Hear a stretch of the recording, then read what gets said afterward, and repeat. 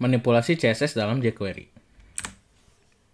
Nah, selain efek tadi ya, penambahan tadi kayak animasi, transisi, kita juga bisa menambahkan kelas untuk CSS, ataupun kita menambahkan atribut style dengan menggunakan jQuery. Nah, kita di sini ada beberapa ada beberapa fitur. Pertama ada add class, yaitu menambahkan satu atau lebih kelas ke elemen yang dipilih. Ada juga remove class, yaitu menghapus satu atau lebih kelas dari elemen yang dipilih. Ada juga namanya toggle class, beralih antara menambahkan atau menghapus kelas dari elemen yang dipilih. Dan ada juga CSS custom ya, yaitu menetapkan atau mengembalikan atribut style. Jadi hampir sama seperti yang efek yang tadi, cuman ini CSS ya. Nah, untuk contohnya kita bisa langsung masuk ke dalam kode yang bentuknya seperti ini ya. Kita di sini sudah punya kode yang sebelumnya ya. Kita rapikan dulu aja menjadi Bandung, Surabaya, dan Jakarta, dan ini yang kosongkan saja. Di sini kita akan menambahkan suatu style ya. Untuk style kita tambahkan di atas ya. Style, dan di style ini kita bisa tambahkan misalnya merah ya. Misalnya saya pengen warnanya jadi merah, ataupun satu lagi kita buat tambahnya biru.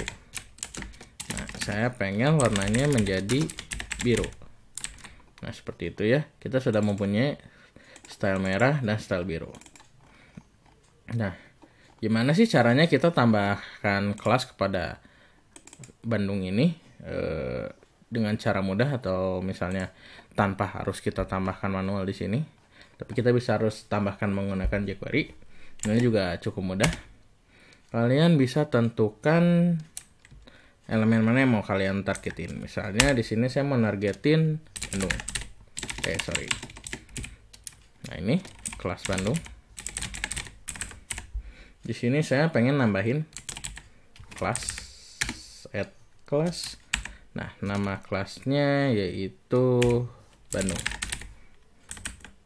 Bandung lagi, sorry. Di sini ada merah, ada biru. Nah, kita mau tambahkan kelas merah misalnya. Sini. Nah, saat kita coba refresh, maka setelah dokumen ini ngeload, maka akan ada muncul merah seperti ini. Kalau misalnya kalian mau tambah di tombol, ini bisa dikombinasikan juga gitu misalnya. Di sini saya tambahkan tombol aja ya, di bawah button ID, ganti merah ya, misalnya ya, ganti Bandung jadi biru misalnya. Nah, kalian juga bisa bungkus dulu ini, kita cut dulu aja dolar. Nah, di sini kita punya tombol namanya ganti Bandung jadi biru. Di sini kita bikin listenernya on. Saya pengen setiap klik maka akan menjalankan fungsi seperti ini.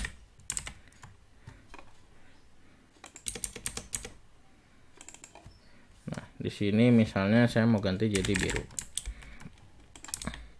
Jadi, tombolnya tambahin ini, ganti ya, jadi biru misalnya. Nah, jadi ada tombol ini. Jadi saat saya klik tombol ini, maka teks ini akan jadi biru. Misalnya saya juga mau tambahin satu tombol lagi, jadi merah misalnya nih. Berarti saya tinggal tambahkan aja nih fungsi jadi merah.